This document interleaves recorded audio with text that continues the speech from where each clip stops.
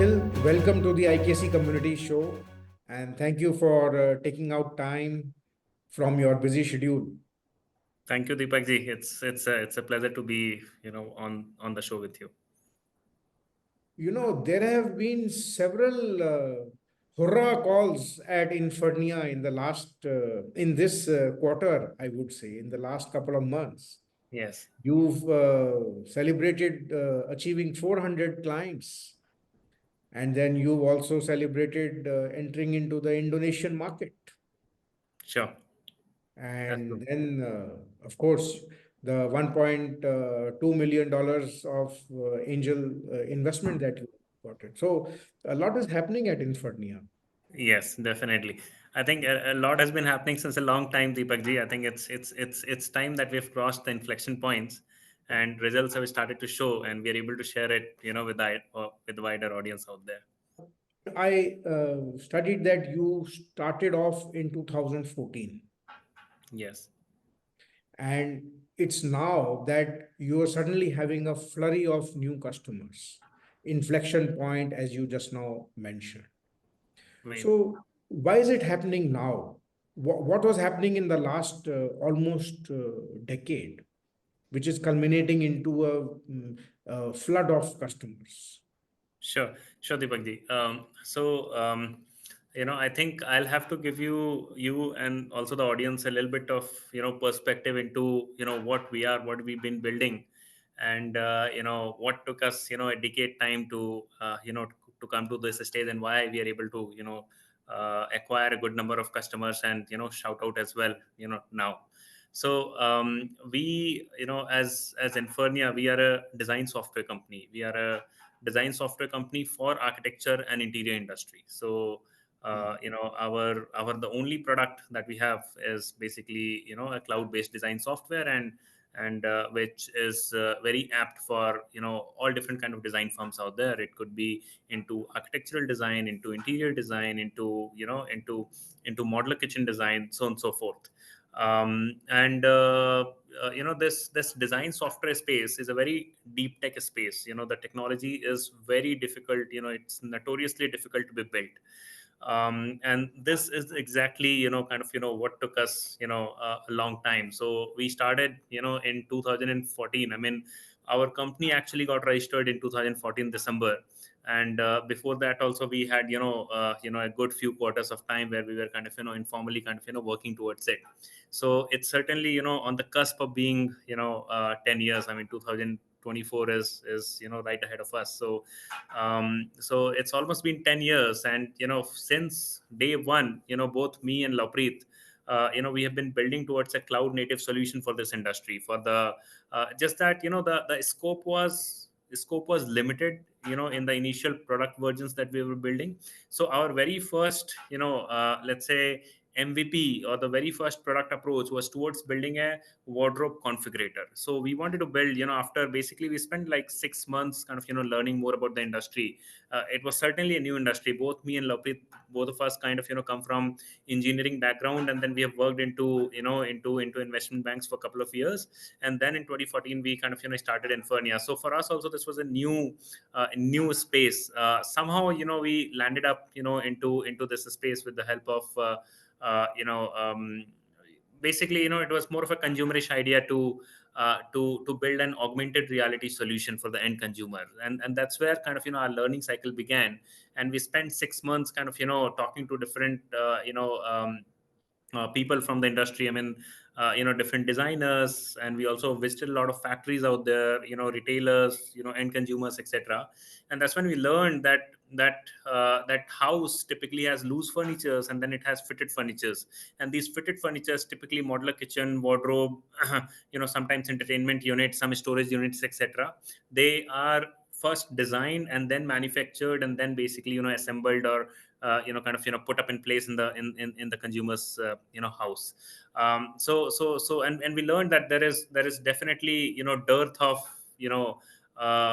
good technology in this space. So if you go back to 2014, I mean, that's probably the time, I mean, not just India but across the world, the technology platform was shifting from a desktop based platform to a cloud based platform, to a more mobile platform, more user friendly platforms out there. And we started solving for this category. So our very first product, which we worked for around 1.5 to almost 2 years, from 2014 to 2016, was a simple wardrobe configurator on the cloud. So Wow.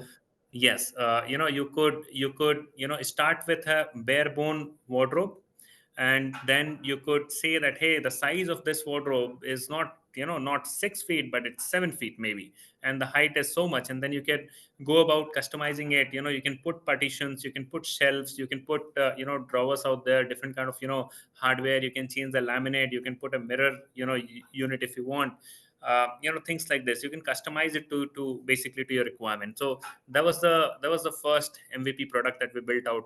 And the good side of it, I mean, the uniqueness was, it was built in the right way. So when I say the right way, basically I mean to say that it was built in a manufacturable way. So what you see is what you get. So that is, let's say, if you increase the width of the wardrobe from 6 feet to 7 feet, it won't do a photographic stretch, and won't end up making your 18 mm panel at the end to be let's say 20 mm. No, it won't do that. So it would do it in the right fashion, so that the panels displace rightly and the width of the panel remain the same, and things maintain the right property, and you can get the right output from it someday. I mean, it wasn't kind of integrated back then, but someday you would get the right output from it. We wanted to build the base right. So this is what we did in the first 2 years. And then slowly we elevated the game. We kind of elevated the scope of our product to more wider kitchen design, but kitchen design within a rectangular room. And then we elevated it to further to kind of floor plan designer.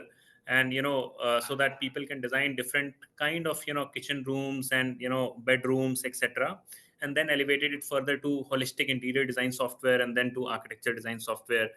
It's been a journey where we have re-architected the software often, to ensure that we can cater to a more wider use cases, rather than kind of we get stuck into one linear vertical out there. Because I mean, that's probably how the technology works, that if you are scaling up substantially, then you probably have to kind of go about re-engineering things. And that's where kind of old companies get stuck. I mean, with a lot of paid customers, with a lot of money flowing in, with kind of industry relying upon those solutions, it becomes difficult for existing large players to make substantial changes to their software. So while we were into our initial journey, we wanted to make sure that we build we build out a scalable base for the solution, so that when we start delivering, our customers don't have to kind of get stuck into a void for long. Yeah.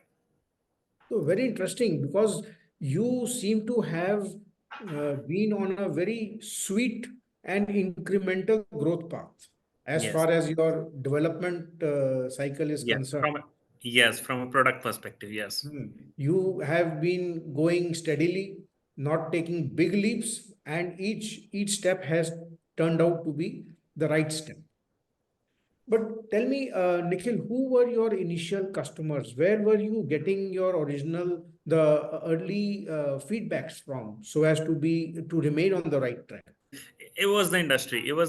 So different kind of clients from different segments have at different point of time have contributed towards the right product building. So it wasn't kind of a very kind of a as it might sound from outside, that the 10 year has been kind of uber sweet, and it's been a constant incremental journey out there. It was certainly not so. So there were struggle phases, there were kind of initial clients. At some point of time, we did product launches at different point of time, and then we got the feedback, and we struggled in our own ways. So what happened at every stage? So when we launched the wardrobe solution, we got our first few paying customers out there, or let's just say kind of users or customers out there. And this is how the cycle goes. I mean, they gave us certain feedback, and then we hopped into next one. So it was really kind of, about late 2016 when we kind of, first launched our modular kitchen solution. That is Hmm. when we started to get serious input from the, from the industry. So we were back then kind of, in 2014 when we started Infurnia, we were in Mumbai, and in 2016 we shifted to Bangalore. And Bangalore really was the thriving ecosystem. It's like the capital of modular furnishing in India, and Right. it truly is. And it provides a very good right base out here to kind of, to have those early adopters, early believers, and they turn out to be instrumental into building the right product. So I remember, the decision to shift to Bangalore itself was based on meeting some of the large potential clients out there. We're talking Okay. about the likes of Live Space, the likes of Home Lane. Back then, Urban Ladder was planning to get into modular furnishing, modular interiors. And back then, there was a company called um, I'm missing out the name, but it got acquired by Ask Me, I believe. So um, yeah, and then Capri Coast was one of the companies back then, which was Right. funded by Excel, which later got merged into Home Lane. So we got very good feedback from industry leaders, such as these large clients, and that is when we took a decision that, hey, let's shift to Bangalore. And when we actually launched the modular solution into late 2016, we actually sold to a lot of small SMBs. We sold to around 30 SMBs, and bulk of them were from Bangalore, and also, I mean, to a good extent, there were clients from Hyderabad. So these first 30 customers, basically gave us so useful feedback to us that, we could really kind of, build it in the right direction. Of course, the product was in early stages. It was a challenge for them to kind of, also use it. Later on, also it became a challenge for us to kind of, to really kind of, serve to them, or kind of, oblige to our promises, so on and so forth. But then the cycle continued. In 2017, Urban Ladder became the first, large company to actually use Infurnia into production environment. Unfortunately, 6 months down the line, they shut out the entire modular interior division. But yes, I mean, these companies have been kind of, instrumental in kind of, shaping Infernia. And it was only kind of, around COVID, that larger company. So it was right after the COVID. I mean, it was 2022. Just a couple of years ago, when we actually started to sell, in a proactive manner, the solution. As in the meanwhile, what we did is basically those years from 2016-17 to 2022, we kept on elevating, building it in the right fashion. And in around 2022, we started selling actively, and we got our first, 5 paying clients. And the first one was actually Live Space. So so I mean, these all these companies, the industry, at large, has kind of, fed in a lot of kind of, feedback into Infernia. The way you define Infernia, you say it's the world's first all-in-one cloud-native design software for the architecture and interior industry. Yes. So, are you providing a tool for architectures and designers, or are you trying to replace them? Well, no, I mean, we are more than clear that we are a tool for the B2B industry, and these design firms are our clients, and the users are designers themselves. So we are certainly not there to replace them. We are there to augment them. So I think, there was a time that, the entire design happened using pencil and paper. And let's say when the software came into the practice, it has probably replaced the pencil and paper, and to a good extent, and brought in more efficiency, so that people could do more design, larger designs, with they could kind of, exchange these designs with more accuracy, etc. I think likewise, now this is yet another wave out there, wherein we are trying to displace the incumbents, because the incumbents haven't been basically, innovating any further into this space. So I mean, what we're really trying to replace is the incumbents out there. So when we say incumbents, we're talking about, AutoCAD, SketchUp, Revit, etc. So they have by and large been desktop-based software, and also very, I mean, they provide a very fragmented experience to the industry. So Right. so we're trying to replace them and really augment the designers out there. So, surely you must have received a lot of acceptance from the design fraternity, uh, Yes. considering that there's so much of dynamism and innovation in this software that, or platform that you are offering. Tell me, why do you say it's the world's first all-in-one solution? Yes. You mean to say there's no other as yet in the world? No, I would like to actually correct the statement. It's world's first cloud native, all-in-one software. So basically, the difference is more um, like Microsoft Word existed as a desktop solution, and then Google Docs came in, which is fundamentally built in a different way. It's a cloud native solution, and Right. it provides a way more collaboration, built in into the software. So you can simply invite more people into the document, and you can collaboratively basically author the document, or even share it. You can just share a link. You don't need to share the software. Nobody needs to download a software. People Right. can be together on the same, on the same data at the same point of time. They can collaborate via, at different locations, via different kind of platforms, etc.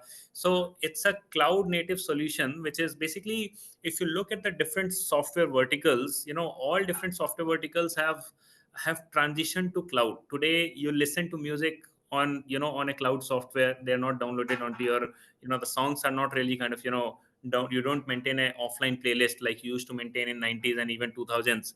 Hmm. You make tasks, scheduler, calendar, meeting, everything is happening via cloud native software. And even if you look at the B2B industry, it could be any kind of management software. You go to passport office, you go to bank, you go to banks. They're all working on, basically you will see, Chrome or Internet Explorer kind of opened up, and they're all working on some kind of cloud native solution.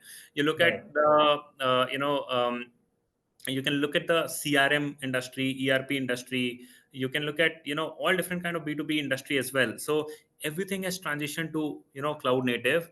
But this, our design software industry hasn't shifted. So in this as well, there are two kind of design software industry. One is basically, let's say, some kind of interface design software, interface design software. For instance, Photoshop used to be the king. Now Figma and Canva to certain extent have taken over the market, and it is incrementally moving into that direction. So they are the cloud native, And they're all basically. cloud. Yes, they are the cloud native softwares out there. And but if you look into the 3D design software ecosystem, basically we're talking about architecture and interior design ecosystem, that is yet to transition to Okay. cloud. And that is a transition that we are making.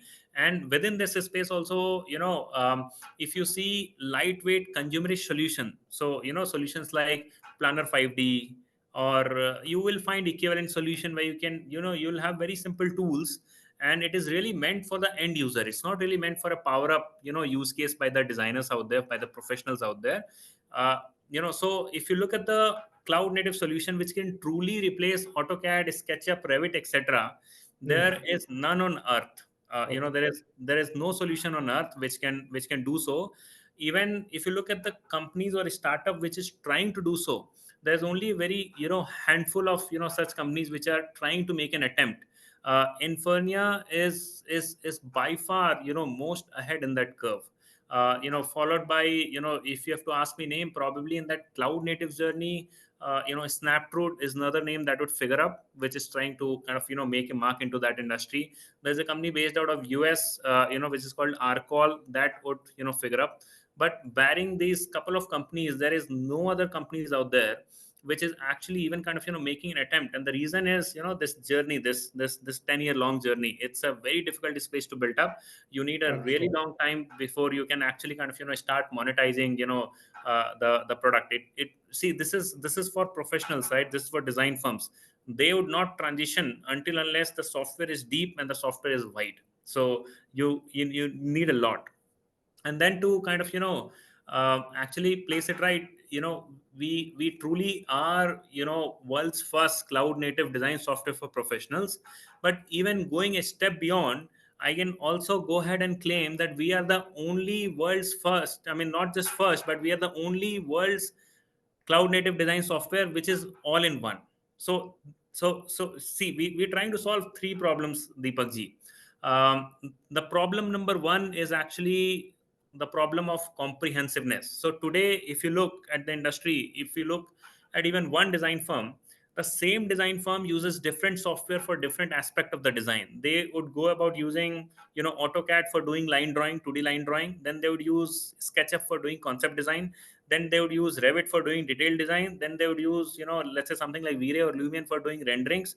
Then they would use something like, uh, uh, some solution for VR. It could be Tracy, it could be, some other solution, an escape like solution from the from the US market or European market. And then, then let's say if somebody's into modular interior, they would kind of, redo the stuff onto a software like IMOS or Python for manufacturing outputs. Now this is a very broken experience, and we're not talking about different players choosing different tools. We're talking about, a similar set of, the same studio, the same design studio, using multiple tools for doing, different, working on different aspects of the design out here. So this is the first and the broader problem that we're trying to solve. We're saying that, hey, the the design firms of tomorrow don't need multiple software to do so. They need the same common platform to, wherein all these modes should be enabled. So, I mean, why is it so impossible that a common platform could exist where people could do line drawings, people could also do concept design, people could also do detailed design, and renderings as well. It's, I mean, it just makes, kind of, quadruples the technical challenge. But that's where our expertise lies. I mean, that's what we've done all our life. This is mind blowing. मैं तो कहता हूँ आपने एक बारी में ही पूरी industry को धो दिया है. No, I mean, thank you for that, but yeah, एक बारी में पूरे इंडस्ट्री को, uplift करने की कोशिश कर रहे हैं. But Yeah. one very interesting thing I observe is that in the initial days of Infernia, the first clients that you listed out, like LiveSpace or HomeLane, they were all technology-driven companies themselves. So surely they must have been very demanding. It wouldn't have been easy for you to impress them, or they would have identified problems which perhaps you might not have already got there, because they were themselves quite evolved. Well, not evolved. They were also. I think their history is also around 2012, 13, 14. They're all Absolutely. similar age, Very similar in timing. terms Yes. of Yes. right. Yeah. So perhaps your having to deal with tech clients would have, I think that, what should I call it? It's a tempering, the tempering has happened over there amidst the tech environment. Yeah. So actually, it's both good and bad. Companies of these scales, they come out with industry knowledge, which is, which we can rely upon. So, let's say if they've got product managers or people, on the factory side, uh, their expertise is something that we can easily, eyes closed, kind of rely upon. So it definitely makes, things easy for us to kind of, to grasp, to learn, and to learn reliably, and kind of, build accordingly. So actually, more than being challengeful, it's actually more coherent. The lingo that we speak and the lingo that the product manager of these companies speak is very similar. I mean, they command the industry knowledge, and then they're able to speak in a technical lingo which kind of goes coherently with us. So it kind of helps to walk along, to grow, to grow along. And also, I want to mention this, Deepak ji, that see, there are two different kind of clients. I mean, this industry is by and large kind of, SMB driven, and the there are just too many players which are small, and the number of large players are very few. But with a collaborative tool, with a cloud based tool, um, and all the inefficiencies that we solve by pulling in, different verticals into one platform, these inefficiencies hold larger value for a larger organization than it holds for a Right. smaller organization. Right. There Right. are people, when they're people, let's say if you talk about live space, when their designers are kind of spread across 20 cities in India, and their catalog team is sitting here in Bangalore, or their factories are into, certain XYZ locations, for them to be able to communicate, via this channel is way more value deliverance for than for somebody who, who has one store and is by and large operating from there, and possibly from one factory, which he has kind of, he has captive, control over. So I think it was kind of, a good partnership. It's kind of really a, you know uh, it's kind of a blessing in disguise to be able to work with, some of the larger ones. Uh, and thankfully, because the value deliverance to them is so high, that it starts to make sense for them as well to kind of, to work along with us even in the early stage. But tell me, Nikhil, these small SMBs that you mentioned, typical SMB with a one outlet and one factory, how do they find value in such a software? Oh yes, they. I think for them also, it's a huge jump up. I mean, see, I mean, going back to the, to what I was speaking about, we basically deliver three kind of values. One is we are a comprehensive, software. We are solving this pain point of broken workflow, across different Mm. software. So this broken workflow is a problem for every firm out there. I mean, they need to have multiple software. Different people have different expertise on different software. So these problems start to become, of significant importance to these small firms as well. They don't need to kind of, I mean, they can have just two people, and those two people are able to kind of, on the same platform, they can have, expertise over more spectrums than they working on multiple softwares out there. And then, this comprehensiveness is also from, from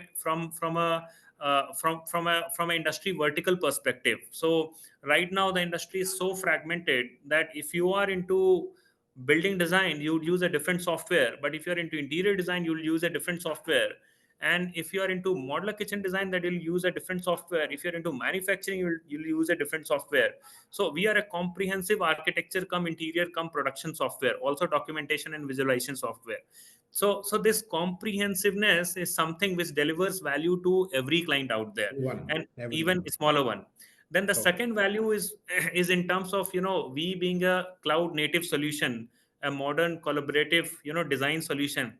This is where the value starts to become 5x, more for a large enterprise as compared to smaller ones. Smaller ones too have a value out there, because they don't need to kind of, worry about that my solution would only work on platform A or platform B. Or Mm. even they might have, I mean, it might be a small firm, but there are multiple touch points. Even a small firm has a firm owner, has a designer, has a manufacturing setup where there would be an operator out there, would have, Right. would have a sorry, would have a client Production out there. head. Yes, so there would still be, I mean, this industry in itself is highly collaborative. It needs collaboration from multiple angles. And if everybody is able to collaborate via a digital medium onto the same design, it's just immensely beneficial for everybody. Just that it is 5x more beneficial for a more Mm. geographically, Large account. widespread, firm out there. And the Okay. third value comes in terms of, comes in terms of Infurnia being affordable. So our strategy is to be affordable, not to be a premium product. I mean, be premium from a product, value deliverance perspective, but not to be a premium priced software out there. Our proposition is to be an extremely affordable software. So we take pride in being like 20 to 25%, at the 20 to 25% price point of what our industry peers are at. I mean, if you go ahead and purchase just Revit, it would cost you Oh, probably 1.5 lakh rupees, for a single seat for 1 year. So that's about like, 3 lakh rupees for two seats for 1 year. Infernia is priced, for two seats, we charge 60,000 rupees for comprehensive solution for 1 year, for the entire oh, comprehensive amazing. solution. Whereas, if you buy AutoCAD itself will come for 1 lakh rupees, per user per license. Infernia would come for 60,000 rupees for the entire suite of solution for two users, including, I mean, and then let's say if you're a manufacturing client out there, IMOS would cost you, one seat would cost you 10 lakh rupees. I mean, although it's a lifetime license, but will cost you 10 lakh rupees of capital investment. Infernia, they can fly with the comprehensive value for the first two users at 2 lakhs rupees only.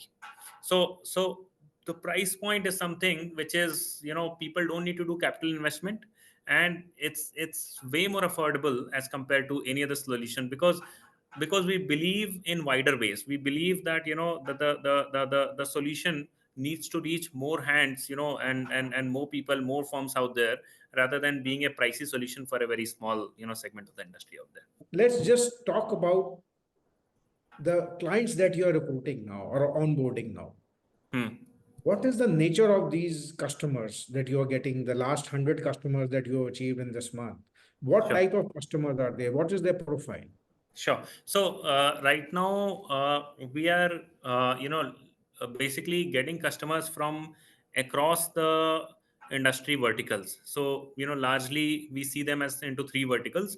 One is building design vertical, another one is, general interior vertical, and third one is more modular interior focused. So I think we are having a very good spread across, all these three spectrum. Um, I don't have numbers in hand, but I would not be surprised if it turns out to be almost equal, a spread between building design interiors and modular interiors out there. Modular interior, because we've been already kind of, selling into this industry for 2 years, certainly we have a more stronger base out there, and it's easy to sell into that vertical right now as compared to, building design or interior design, which is actually, I would tend to believe, which would be kind of, larger base than what modeler interior industry is.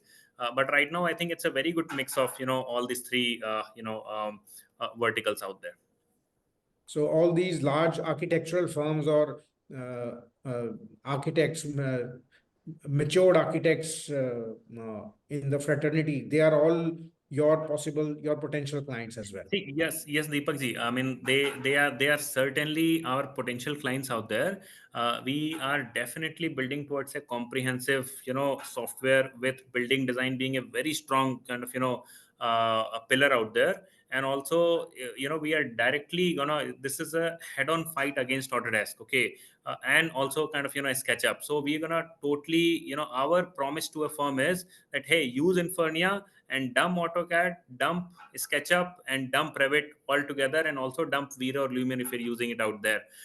We, I mean, today, we might lack into certain, in certain ways, in certain vertical, but that's our larger promise, and we are aggressively kind of, moving towards it. So the building design vertical also, currently we are more catering towards a smaller residential design with up to 10,000 square feet of construction space. For larger designs, that's a vertical, firms which are doing larger kind of, commercial building or institutional building out there. That's a vertical we are not tapping right now. There is a 6 month, basically, I mean, let's say guideway for us. Probably in the next 6 months, we'll start kind of, tapping to them as well. They're certainly our very targeted customer. But right now, these architecture or building design firms are typically smaller in nature, delivering, residential projects of up to 10,000 square feet. And now your journey overseas has also started. You've got into the Indonesian market. Yes, I yes. think you signed up 5 new customers over there. Yes, Deepak ji. So right now we actually have 12 paying clients from across the world, Hmm. outside of India, and it's a good spread, but the number is very small right now. There is one client from Italy who loves our product like anything, and has been incrementally kind of, putting up more users out there. Very similar is the story for one client from Bahrain, and I mean, I think they have put up 23 users on Infernia already. Wow. There are three clients from US. There is one client from Africa who was actually our first international client, and they are loving the product. Then, recently we have started kind of, we got one person into Indonesia, and we are kind of, expanding. We are actively hiring for Indonesia, Malaysia, and UAE markets out there. And we currently have, 5 paying clients from Indonesia, and yes, I mean, we are basically setting up, basically, in 2023, when we started the year 2023, we started with 6 paying clients overall across the segments. We started with 6 paying clients. Today we are at 450 plus kind of paying clients out there. Amazing.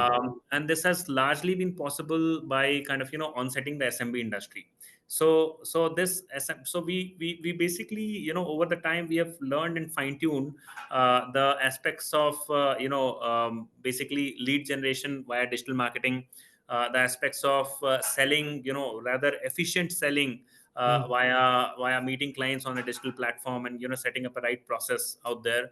And likewise also kind of setting up a customer success team to onboard these clients so that they can, we can drive adoption into these firms. Now we did these experiments, largely in India, tapped some places outside of India as well, but largely in India. But now we have figured out a very smooth process out there, which we can start replicating into more international locations as well.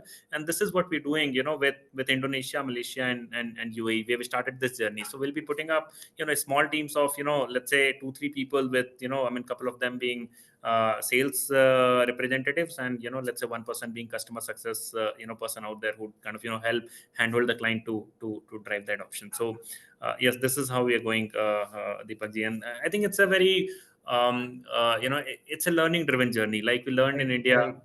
Yeah. So we have tested the waters into these fields, and these 12 clients are basically a testimony of of the same. And we have tested the water to an extent that yes, the same model is gonna, we will be able to expand with, using the same model. The the world has truly become kind of a global village over the time. So it's the same, the modular interior concepts is the very same concept, which originated, let's say, with with my limited knowledge, I'm taking the liberty of claiming that it originated into the European markets, and it flew down into India, into Southeast Asia, into Middle East, into the US markets out there, is flowing continuously, flowing down into into Caribbean, or South Latin market, and even African market out there. So it's the similar set of companies, those, let's say 5 large companies which are selling machines which actually manufacture the helps in the manufacturing process. So and they have a global presence. So I think the best, probably the most efficient and the best products, irrespective of where it originates in today's time, basically it flows down across the world. So it's something similar, and so is going to happen with the technology, design technology software as well. And we're seeing a very similar market, very similar kind of response. I mean, our Italian client and the Middle East client and the Indonesian clients, they're all happy on a very same product that we basically supply in India. I think you've received investments of almost $3.7 million. Right. And your investors have been not run of the mill. I shouldn't say run of the mill. They are not the typical investors who are investing in deep tech or lifestyle or Very true. what Hmm. is this? What is the nature of your investors? Why do you have a different set of investors, or should I Yeah, say? I think these are like very interesting, questions, and it connects to history. Basically, it's probably not so straightforward. And I think each question is basically, holds a different significance. So I would like to give you an overview to kind of, to so that a picture evolves, which can, broadly answer each of these questions. Essentially, we started in 2014, and by 2016 we received our first kind of angel investment from a few people. I mean, they were really from the friends, family, and fools category. So people who knew us, I like that. blindly put us Friends, money. family, and fools. Yeah, I mean, it's a typical acronym kind of that's used out there, and it was true for us as well. So we received some quantity of angel money, and then post which we tried to kind of raise VC capital in 2016-17. And it was a difficult time for us. I mean, there was not the time wherein deep tech startup would get easily kind of funded without without much proven point. And like we talked before, this industry needs that 7-8 years of gestation period, where you can invest time into building the right product, which can then be kind of monetized and marketed, and basically clients be acquired, so on and so forth. So we struggled during those time, and we kind of raised capital from more number of people, and it wasn't kind of a luxury for us to choose. I mean, we were essentially the beggars. I mean, anybody and everybody would have been fine, and we did is kind of go about tapping each one of our connect, and then their connect, etc. So on and so forth, and we kind of tapped whatever capital we could from whomsoever possible. And these were of angel. It was basically what was flowing in, but it was really in 2019 that we took a stand, that as we started to come out from that chasm, and come out to a point where we became investable. So I think 2019 was the year where we could have if headed to a VC firm, we had a significant chance of actually kind of raising capital like any other startup would do. But then 2019 was already 5 years down the journey, so we started in 2014, so it was 5 years down the journey.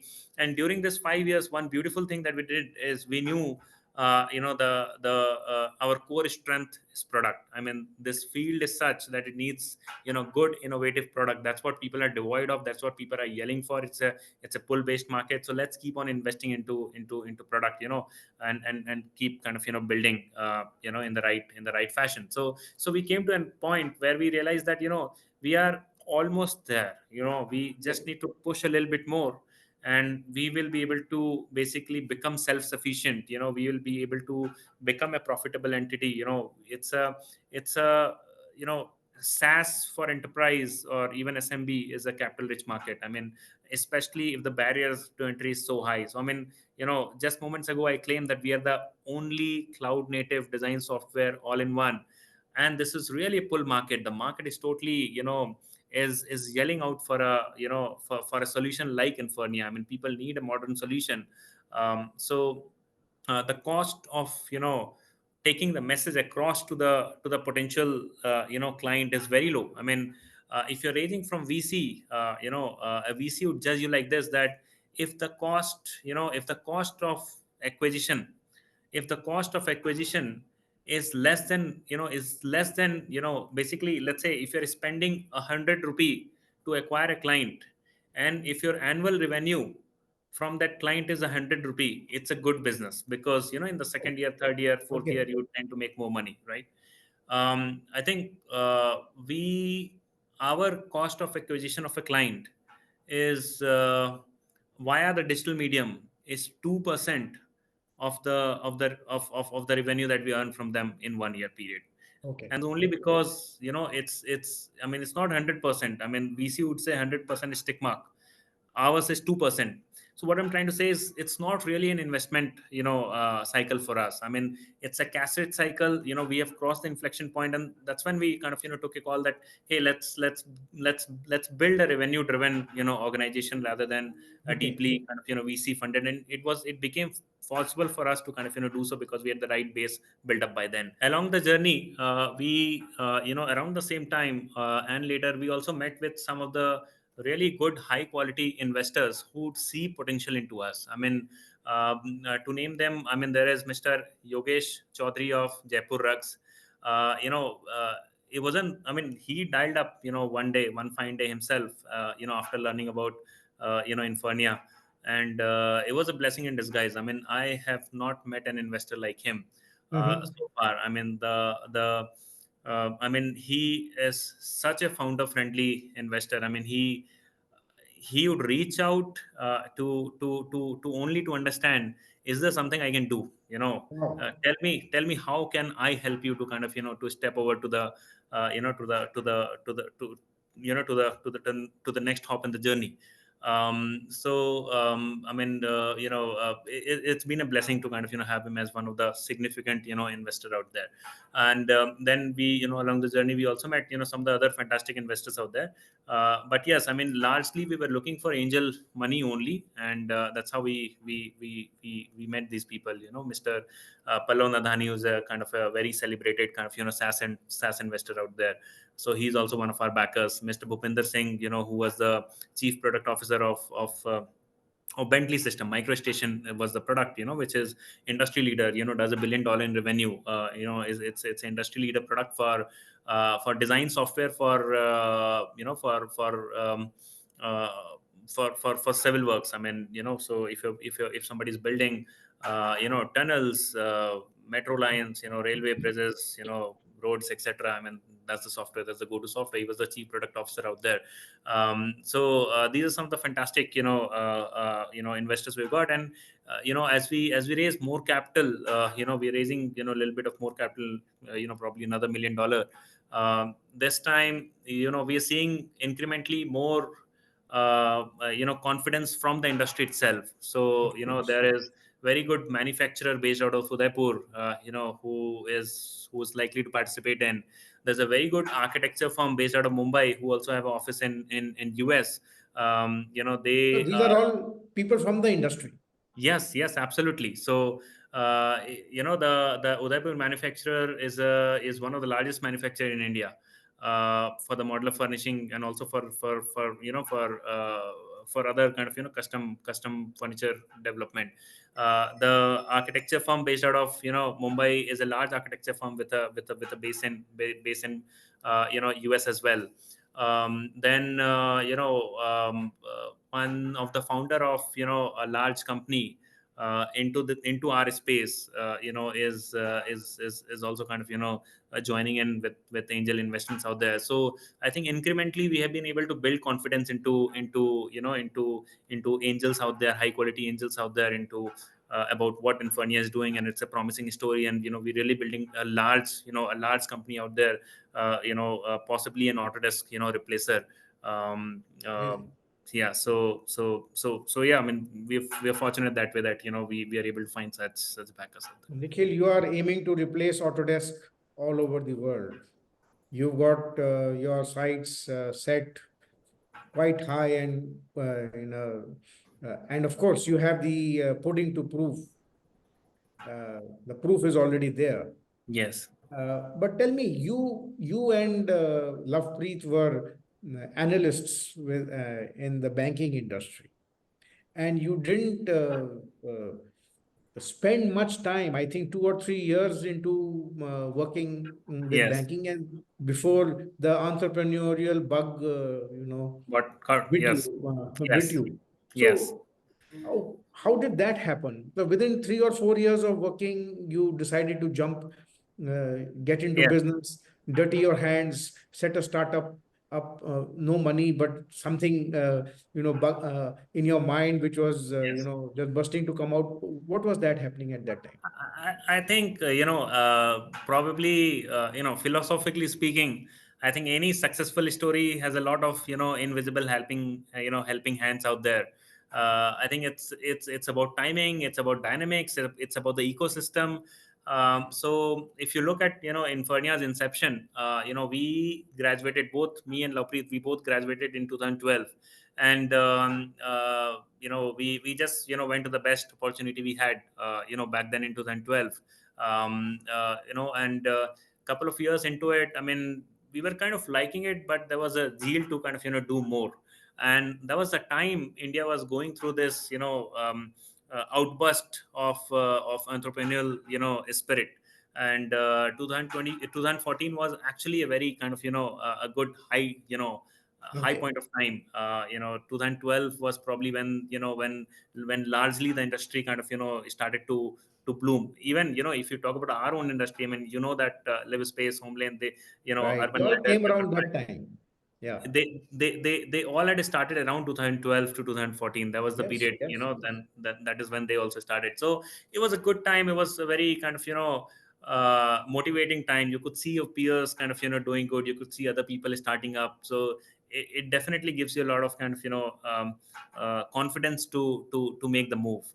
So, and I mean, there was definitely, I mean, we had trust in ourselves that even if things go wrong, we can always get back to the corporate life out there. So also, first couple of years is very crucial from from learning about the corporate life. So that gives you a good amount of learning about the corporate life, those practical experiences which if missed out is I think it's difficult to learn. So it gives you a view from the other side of the table. Other So side of the table, right? yes, so it helps you to drive the startup in the right way. You're more able to understand your peers better, their motivation, their how can they be kind of more participative, so on and so forth. So yes, after first couple of years, I mean, typically in India the culture is that, at least back then the culture was that you graduate, you gather certain amount of corporate experience, and then after a couple of years is the sweet point of time. You start to think what next in life. I mean, Right. fine, life can go this way, but what next? So our what next kind of You are not landed us. waiting for all that. I mean, yeah, I mean, our what next basically landed us to into starting up, and landed us to Infurnia. Yes, and thankfully, the ride has been ups and down, but yes, I think we persisted and basically seeing very good results right. This has been a charmed journey of yours, Thank you. and it's really thrilling to get to know from the insides what has gone into creating the creation of a possibly a world wonder in India or Indian origin technology solution for the whole world. Yes. It's something that we really need to be proud of. Yeah, I mean, yes, I think technology typically, the modern technology ecosystem typically evolved from the Western world. And even in my times, I mean, when I graduated, if we look back, everybody kind of aspired to go for a US based Uh, organization, whether in India or outside. And I think I think there are invisible hands which are definitely kind of playing their role. So we all learned. I mean, it would be hypocritical for us to kind of not give them credit as well. of So course, all the absolutely. learnings, yeah, so the learnings actually kind of even all the textbooks that we used to refer, half of them were basically written by people from the Western world. So I think there are a lot of invisible hands, but true, in India we lacked organizations which were kind of developed from scratch over here. And I think if I look back, I mean, I would myself not imagine kind of creating an Autodesk or an Adobe kind of coming out from India back then. I think slowly over the time what happens is probably as we kind of dip our toes and kind of get it dirty and kind of get it running across. I think our kind of vision and strength kind of Right, increases. And right. I think definitely, I mean, today we stand at a point that we truly feel that we have already built a successor product to Autodesk. I think it's about doing it incrementally better and kind of getting that mass adoption that we are definitely onto. And I think the time is not far away when people would see, I mean, I think it would not be bad to claim that the next Autodesk or the next Adobe would be from India, and we are building it right over here. Yes. Very well said. With this, Nikhil, I wish you and Lovepreet both lots of luck, lots of good wishes. Thank you, And Deepak ji. also, I thank you for joining me, taking out time Thank you. and talking about in so much lovely details your journey. And hope to see you soon Absolutely. at another show and possibly at India Kitchen Congress. Absolutely. Thank you, Deepak ji. Thank you for this opportunity. And it's kind of, very good to speak the heart out with, with industry, veterans like yourself, who is kind of, well entrenched and seen all through this, all these transitions out there. And I would really like to kind of, thank you for running such a good show. So, the India Kitchen Congress in itself is, I mean, even before Lovepreet went over there last year, I've been kind of watching videos from your past shows out there. It was, Okay. I think, undoubtedly, it was probably the first show, of this kind for this industry, at least for the kitchen industry out there. So it's good. I think these individual contributions kind of I think they end up contributing. They end up basically taking the industry further. Absolutely. Thank Yes. you.